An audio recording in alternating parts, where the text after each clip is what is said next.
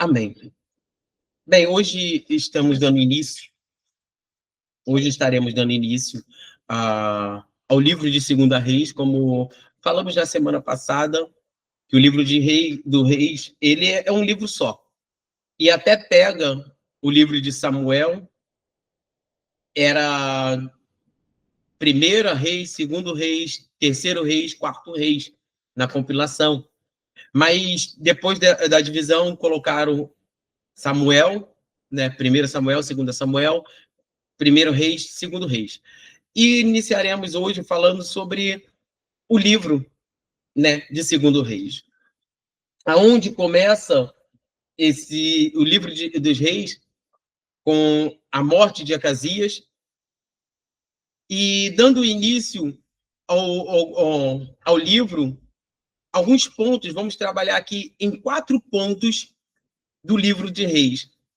O livro de Reis, de Segunda Reis, ele é uma continuação direta do primeiro livro dos Reis e narra a história dos reinos divididos de Israel.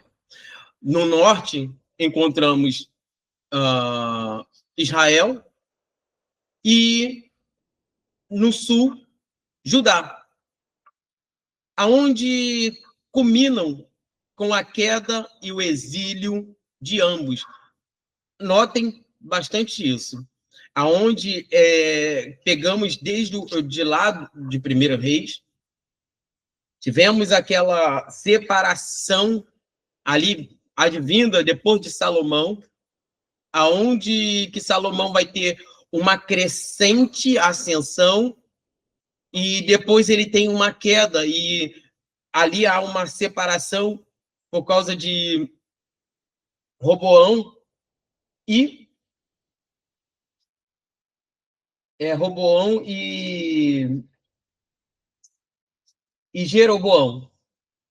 E esses dois vão trazer uma certa problemática em Israel. E Israel, que estou falando aqui, já dividido no Reino Sul e no Reino Norte. Interessante sabermos aqui que o Reino do Sul, Judá, ele vai ser muito... Os reis que vão se suceder ali, eles vão ser muito fiéis a muitas coisas. Ora vai ter reis bons e ora vai ter reis maus. Mas ele vai seguir uma linha muito mais fiel. O reino de Judá, ele vem uma linhagem direta do rei Davi. E o reino do sul, ou melhor, o reino do norte, que é Israel, ele vem de uma linhagem direta de Saul.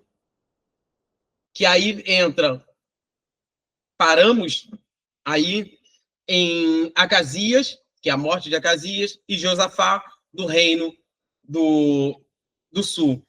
Acasias, do reino do norte,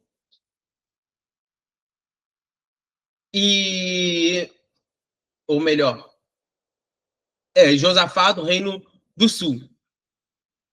Então, aí começamos com o primeiro tópico aqui. Vamos separar, assim, ou sessão, ou eu vou falar sessão, ou vou falar tópicos, tá? Vamos começar com essa primeira sessão, de quatro. Vamos começar essa primeira sessão, que vai falar sobre o fim do ministério de Elias e o início do ministério de Eliseu, descrevendo aí, nesse período de Elias e Eliseu, a ascensão de Elias e a sucessão, né, de Eliseu ao chamado ali. E vai ter, no primeiro tópico, capítulo 2, Eliseu é o sucessor de Elias, Eliseu e a conquista de Moabe. O livro que vai falar sobre essa sucessão de Elias, o livro começa com o fim do ministério de Elias, seu arrebatamento aos céus e a unção de Eliseu com uma porção dobrada do espírito de Elias. Interessante que até pegam para usar essa porção dobrada no dia de hoje para ter aí algumas, vamos dizer, heresia, né? Mas vamos pegar aqui essa segunda parte do primeiro tópico, que ainda entra aí do capítulo 1 até o capítulo 8, ele vai estar relatando exatamente sobre Elias e Eliseu e também os milagres e ações de Eliseu, até o capítulo 8, que são narrados diversos milagres realizados por Eliseu, como a purificação das águas, multiplicação do azeite, a ressurreição do filho de Sunamita e a cura de Naamã, o comandante assírio. O foco está no reino do norte. Esse foco está no reino do norte. E entre tantos outros milagres que você vê acontecer na narrativa ali.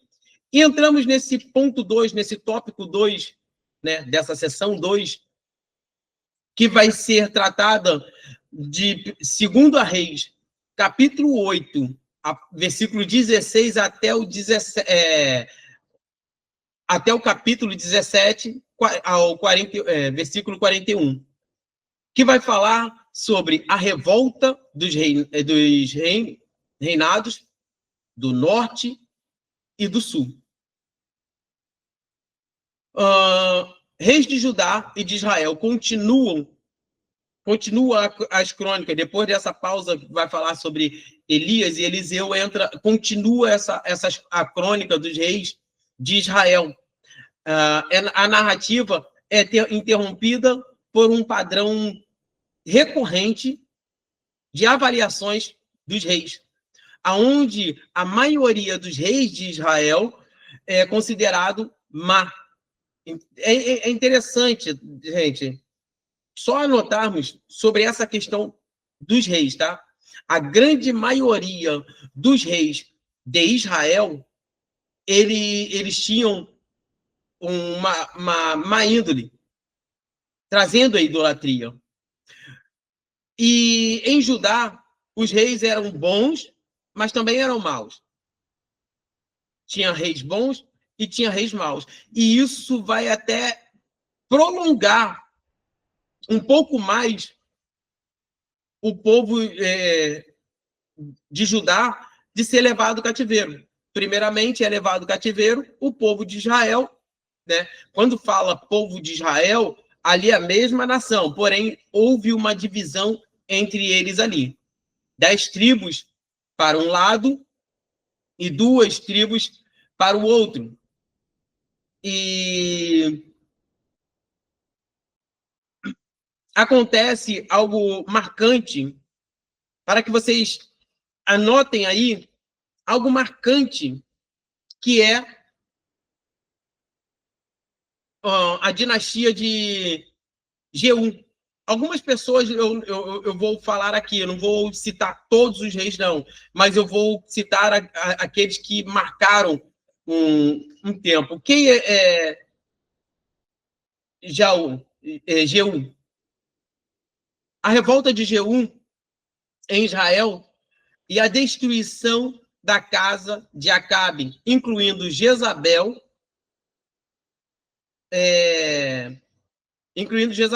São os momentos cruciais que acontecem ali. Jeú, ele é um comandante do exército e foi escolhido por Deus para destruir a família de Acabe. Matou Jezabel e os descendentes de Acabe e os profetas de Baal, mas teve um problema. Ele continuou com a idolatria.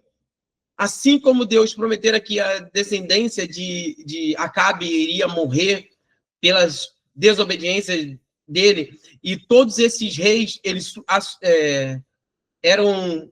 subiam ao trono, e alguns vão até falar, dizer, né, na Bíblia, que eles eram piores do que os anteriores. cada rei, um pior do que o outro. Então, do reinado de Israel, Jeú aparece, né, para acabar com o rei, com a família de Acabe. Ele extermina ali, mas ele continua com a idolatria. E do outro lado, né, antes de irmos para o outro lado, depois de Jeú, acontece a queda do reino do norte, de Israel. No capítulo 17, podemos estar anotando, a partir do capítulo 17, você nota o fim de Israel, a queda de Israel. Devido ao tanto de idolatria, devido ao tanto de coisas que Israel profanara o altar do Senhor, fizera coisas horrendas ali, então eles foram levados cativeiros pelo rei da Síria.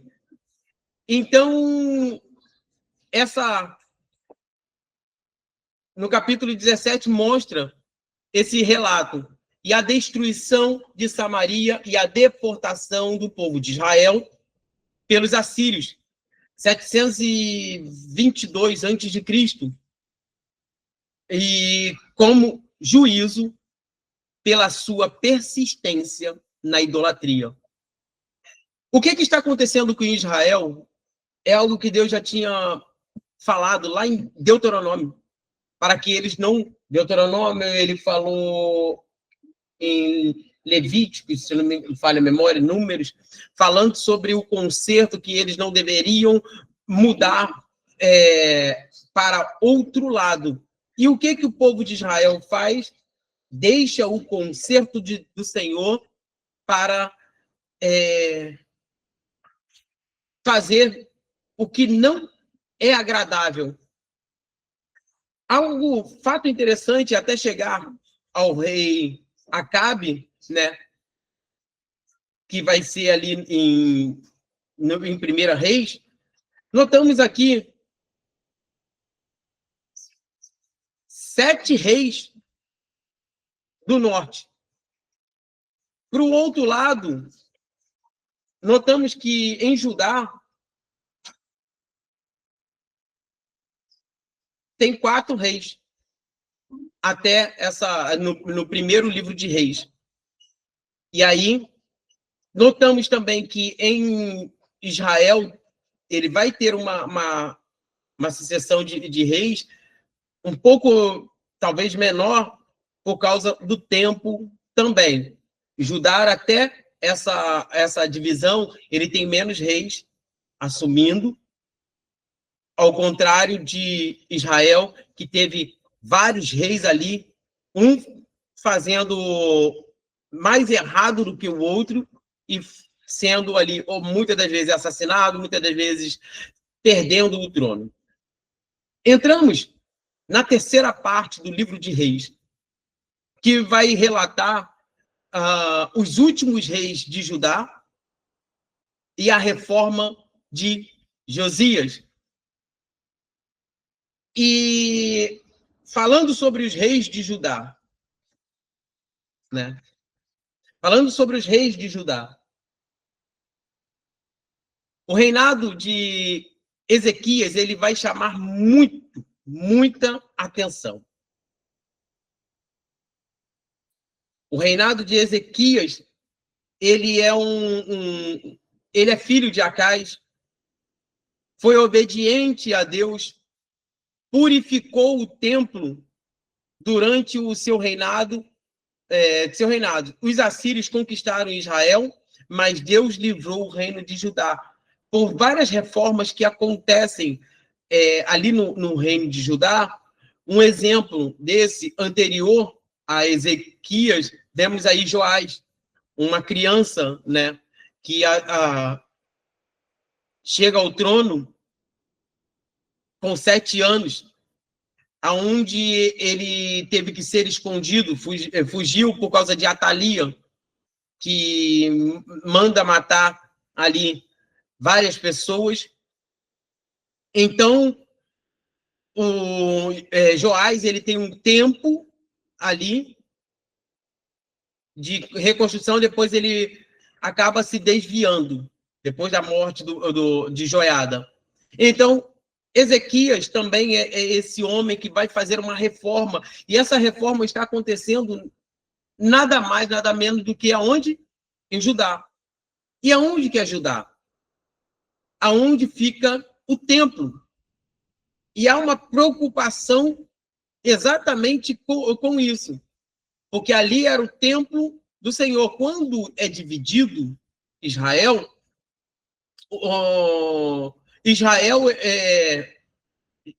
ele pega para levantar outros altares, vários altares, exatamente para que Jeroboão levanta vários altares para que o povo que estava em Israel, que era um pouco numeroso, não fosse adorar lá na Judéia, em Judá, aonde ficava o templo. Para que isso não acontecesse, do povo de Israel se deslocar para Judá, aonde já havia a separação, o que ele fez? Levantou um bezerro, levantou altares, e ele mesmo vai falar, tá aí o seu Deus, não precisa ir adorar lá no templo de Judá. Então, o povo começa a entrar em uma idolatria nesse sentido. E ainda, né, sobre o rei Ezequias, ele faz uma restauração, ele é considerado um rei justo, ele faz várias reformas, livrando ali o povo, e tem um livramento milagroso de Jerusalém do cerco dos assírios. Então, Israel é levado e Judá permanece ali. Mesmo que sobre o olhar, né, de fora, mas Judá permanece firme. Interessante que Judá ainda eles têm alguns princípios ali da adoração, até porque o templo do Senhor está ali. E eles têm esses momentos de adoração, com todos os deslizes, mas eles se retêm mais ao Senhor. E outro que logo depois de Ezequias é o oposto. Quem assume logo depois de Ezequias? Quem vai assumir? Manassés. Quem é esse Manassés? É um contraste do reinado de Ezequias. Um rei muito ímpio, que reverteu tudo aquilo que Ezequias fez e apresentou como um ponto sem retorno. Por esse homem aqui, Manassés, ter feito tudo ao contrário que Ezequias tinha feito, levantado novamente altares, levantou os altares de Baal, suscitando uma ira ao Senhor, é que dá o decreto, é por causa deste homem que dá o decreto que Judá também pagaria por se distanciar dos propósitos de Deus. Então entra ainda Josias, que é considerado, no capítulo 22, né, ao 23, um bom rei. Josias promove uma grande reforma religiosa após a descoberta dos livros da lei no templo. Olha que interessante, já havia até pregação sobre isso, né? Que é interessante. Os livros da lei estavam perdidos dentro do templo. Fazendo um paralelo, tem muita disso hoje. A Bíblia anda perdida dentro da igreja. anda perdida dentro da igreja. Mas vamos continuar aqui. E ele, ao achar, né, este livro, Josias, ele assume com 8 anos de idade, né? Ele, na idade adulta, ele restaura o templo, promove a adoração a Deus, renovando a aliança entre Deus e os israelitas, e foi o último rei de Judá fiel a Deus. Josias foi o último rei de Judá fiel a Deus. E aí entra na quarta sessão, quarto tópico, que vai falar sobre a queda de Judá e o exílio. Os últimos reis de Israel, que vai entrar aí do 23 ao 25, né? Os últimos reis de Israel, de Judá, Joacás, Joaquim, Jeoaquim e Joaquim e Zedequias são fracos e ímpios. Com isso, a destruição de Jerusalém, o livro culmina com a invasão de Nabucodonosor, rei dos babilônicos, destruindo e a destruição de Jerusalém e do templo. Em 1586 a.C., e a deportação daquele povo de Judá para o cativeiro babilônico. No finalzinho ainda tem uma breve, como se fosse uma nota de esperança para cumprir-se a palavra de Deus, que o reino de Davi não seria extirpado, né? O livro termina com uma pequena nota de esperança. A libertação de Jeoaquim, o último rei de Judá, da prisão da Babilônia, e a sua honra à mesa do rei da Babilônia. Isso sugere que a promessa de Deus a Davi, de uma dinastia eterna, ainda estava viva. E assim termina o livro dos reis, cheios de altos e baixos, e os livros dos reis, ele nada mais, nada menos que vai dar uma endereçada, né? Ele é praticamente, vamos dizer que ele é um compilado do que é as crônicas, que vai falar sobre os reis. E Crônicas, ele vai começar lá em Samuel ainda, que vai falar sobre os reis. Por isso, se você olhar no livro dos reis, vai sempre estar escrito a história de fulano de tal. Não, esses e outros feitos, mais feitos, estão escritos nos livros das crônicas dos reis. Então, as crônicas, ele está situado no mesmo lugar, né, na linha do tempo do livro dos reis, também as crônicas dos reis de Israel. E entraremos aí na próxima aula exatamente no livro das crônicas. Vão ter coisas repetidas, mas é de suma importância entendermos essas colocações aonde que encaixa ali ponto a ponto. E aí, a semana que vem, estaremos entrando no livro das crônicas, Primeira Crônicas. Amém?